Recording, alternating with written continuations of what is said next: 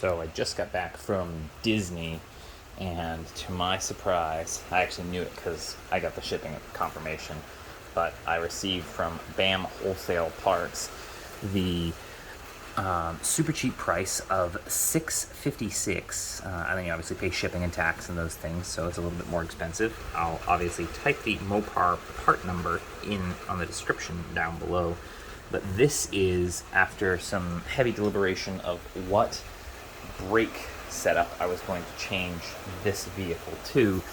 This Jeep Rubicon 2013 with 37-inch tires. I wanted to, hey buddy, I wanted to move to a big brake kit. I did the R1 racing kit and I bought new Mopar brakes and calipers. I bought this as a used vehicle that was imported from Canada, so some of the brake components were a little bit more rusty, so I decided just to switch out the cores and replace the calipers, and I did the pads and rotors at the same time.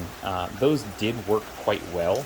The issue is the amount of brake dust that they produce, and they're still not quite big enough for the application that I'm using. 37-inch tires are pretty heavy, and they have a pretty heavy rolling mass. They're a rotational mass, so that's something you really want to be mindful of when you put on big tires, is your ability to stop. So looking at companies like Terraflex and otherwise, other big brake kit companies that make, I think Power Stop makes one for the Wrangler series as well. I stumbled upon another YouTuber who figured out that the Dana 44, which is on the front and rear of this, your axles, has the same bolt patterns for the brake calipers for the JK, which is this version, and the JL, which also represents the JT, which is the newer version. So like their grille looks a little bit different. The headlights recess into some of the grille lits there. The body styling's a little bit different, but this is the older model, 10 years of the JK, and now the new one, the JL, take the same brake bolt pattern. And I'm going to try and attempt to apply these brakes, which is the Mopar factory brakes are fairly large compared to the JK anyway, but they also sell this, which is the big brake kit for the JL and JT series. Bam. All Mopar parts, so these are all made by Mopar for Mopar, so it's really nice that these aren't going to be some aftermarket remanufactured pieces, which is something that I'm a big fan of. I like to keep it as OEM as possible when I can. And so I found that these are a much larger braking surface. Not only on the rotors themselves are larger in diameter, but you also get bigger calipers. I will eventually upgrade the brake booster as well, so I'll get even more stopping force. I believe these are dual pistons comparative to the single piston brakes that are on it currently. From what I've seen, again, I will be attempting this over the next few days, installing these. The only modification to the original vehicle that will need to be done is the dust shield in the front. And yes, my axle seals are leaky, so I have to rip this all apart and do my axle seals. I already have those. The dust shields themselves need to be trimmed a little bit back because the diameter of the rotor area that the brake takes up is larger, so you just have to trim this back a little bit. So it might take some finessing to get those in place, but from what I understand, it's a pretty quick nip and tuck, and you can just bolt these on. You do have to upgrade the front brake cables, or brake hoses rather. These are going to be the only part that I'm curious about, because I have a 4-inch lift, so mine are actually the longer version anyway.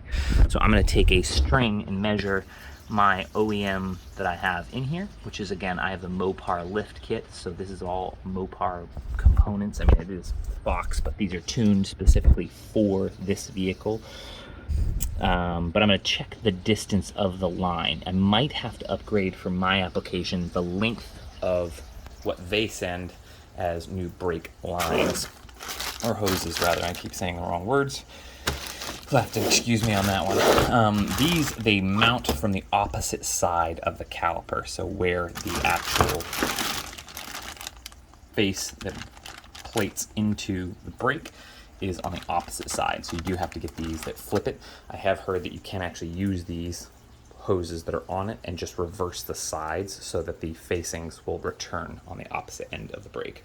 but I'm going to be going through and itemizing all my parts, making sure I have everything. It looks like I have all of the boxes, 2 rears, 2 fronts, 2 rears, 2 fronts, the pads, the hardwares, and then all the little pieces in between, and the hoses. So I'm going to itemize what I have here.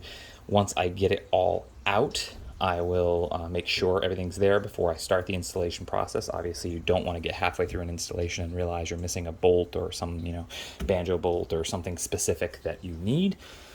And then I'll document that process along the way. And I'm not going to do any real specific stopping tests or anything of that nature. My biggest tells will just be the long-term use for how the pads wear over time. This now with 37s, I just had to put new brake pads on it, and I have melted through these in about 25,000 miles. They're still got a good amount of life in them, but I can clearly tell that they're fading, and that's a very short amount of time for brakes to wear through. That's just because they're too small for this application of stopping. So this should make that not an issue, and it's all Mopar. So I will be able to keep my vehicle as Mopar-tastic as possible and have large brakes. Biggest feature that I like beyond it being Mopar is that most of the other big brake kits, which offer roughly the same amount of surface area and stopping power, is that these are about $600 and I think about $700 landed, and the other ones are usually about $1,400 to $2,500, if not more, depending on where you're buying them from. So from an economy standpoint, these are probably the most economic solution to putting a big brake kit on a JK, which is very common for people to modify these vehicles and put 35 and larger inch tires. When I had 35s, the R1 Racing pads and rotors did a pretty good job.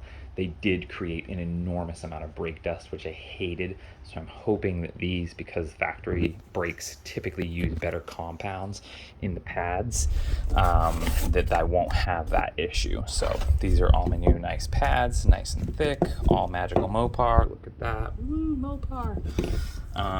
So yeah, this is just step one. I will document the whole process along the way. It'll probably be a 2 or 3 series video, and then I'll, as always, just randomly do another update video along the way, probably a month or so in, once I've broken them in and I've done the break-in period, and see how significantly I can experience the stopping. I do drive quite a bit, so this will be a very highly biased brake assessment, because I do use it a lot and I'm very well aware of this vehicle. I'm very, symbiotically tied to it, so I'm very I think I'll be able to give a good review of how much of a difference this gives without having to do, red line to or 60 to 0 and all those otherwise stopping tests. I'm not someone who's jacking on the brakes. Proper following distance is your best friend, but once you start getting into hills and traffic where people jack on the brakes, it is good to have the right equipment to keep you in line. But yeah, I will be opening up all these boxes and seeing what we have and inventorying all the parts along the way. And if I see anything missing, I will let you know. These were from, again, BAM Wholesale. I think it was about 4 weeks it took. They originally quoted me 7 days is the fulfillment. I knew that was going to be a little bit off from what I could understand in the forums, that these were really far back ordered. And then shipping, obviously, for a giant box with that much weight in it. The other thing I'm going to do is take all of these boxes, remove all the cardboard, obviously. Not that it will constitute much of the weight, but I want to weigh all of these components themselves and then put them in the vehicle, and all of the parts that are removed from it, weigh them and see the difference in weight. The biggest ones that I'm curious about are these, as these will add to the rotational mass of the vehicle. So you are going to be adding rotational mass to the vehicle because you're putting larger diameter rotors on it, and so that's something to be mindful of. So I'll separately measure the weight of these versus the OEMs or the originals, and then I will do the entire weight. I don't think these components otherwise should be too much more heavy, but I always like to keep track of how much weight I'm adding to the vehicle so that you obviously know what you're trying to stop. But yeah, that's the latest update on the Jeep project. Stay tuned.